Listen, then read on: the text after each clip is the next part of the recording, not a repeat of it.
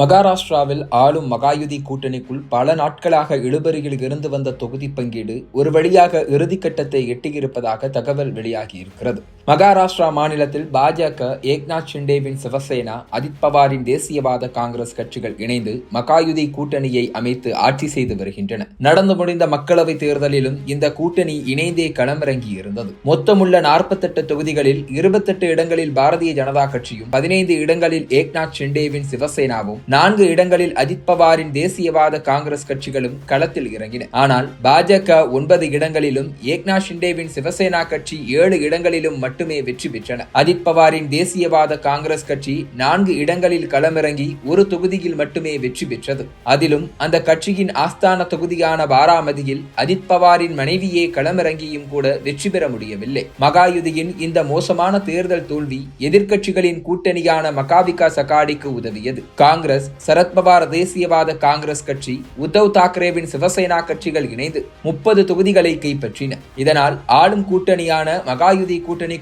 எழுந்த புகைச்சல் சட்டப்பேரவை தேர்தலுக்கான தொகுதி பங்கீட்டில் அடுத்தடுத்த சிக்கலை ஏற்படுத்தியது. 2019 சட்டப்பேரவை தேர்தலில் 164 தொகுதிகளில் போட்டியிட்ட பாரதிய ஜனதா கட்சி 105 இடங்களில் வெற்றி பெற்றிருந்ததா வரவிருக்கும் சட்டப்பேரவை தேர்தலிலும் தங்கள் கட்சியே அதிகப்படியான தொகுதிகளில் போட்டியிடும் என முரண்டு பிடித்தது.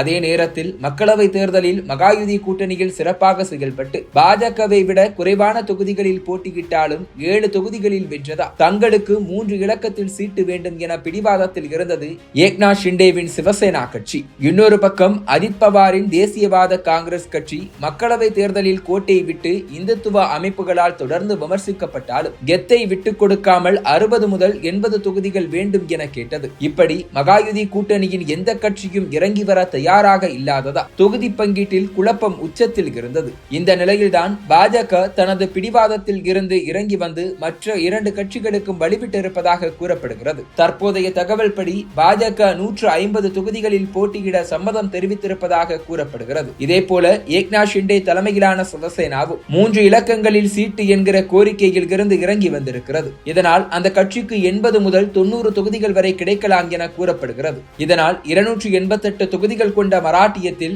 எஞ்சிய 40 முதல் 48 தொகுதிகள் மட்டுமே அஜித் பவாருக்கு கிடைக்கும் என கூறப்படுகிறது. இந்த தொகுதி பங்கீடு ஏறக்குறைய உறுதியாகிவிட்டதாகவும் தகவல்கள் கூறுகின்றன. கூட்டணிகள் உறுதியாகி தொகுதி பங்கீடு இறுதிக்கட்டத்தை எட்டியிருந்தாலும் 2 கூட்டணிகளின் 6 கட்சிகளில் இருந்தும் ஏராளமான அதிருப்தி வேட்பாளர்கள் களத்தில் குதிப்பார்கள் என எதிர்பார்க்கப்படுகிறது. இது விதர்பா பகுதியில் பிரகாஷ் அம்பேத்கரின் வஞ்சித் பகுஜன் அகாடி கட்சிக்கும், கொங்கன் பகுதியில் ராஜ் தாக்கரேவின் நவநிர்மாண் சேனா கட்சிகளுக்கும் அட்வான்டேஜ் கொடுக்கும் என்கின்றனர் அரசியல் விமர்சகர்கள். 1999 ஆண்டுக்கு பிறகு மகாராஷ்டிராவில் நடக்கும் மிகவும் சவாலான தேர்தலாக இந்த சட்டப்பேரவை தேர்தல் இருக்கும் என கணிக்கப்பட்டுள்ளது. இதனால் மக்களவை தேர்தலை போல அல்லாமல் RSS உதவியை வெளிப்படையாக நாடி இருக்கிறது பாரதிய ஜனதா கட்சி. தங்களது கொள்கையோடு ஒத்துப்போகாத அஜித் பவார் தேசியவாத காங்கிரஸை கூட்டணியில் சேர்த்ததா பாஜக மீது அதிருப்தி அடைந்திருந்த RSS இந்த முறை அந்த கட்சிக்கு கிரீன் சிக்னல் காட்டியிருப்பதா சட்டப்பேரவை தேர்தலில் வெற்றி உறுதி என நம்புகிறது பாரதிய ஜனதா கட்சி.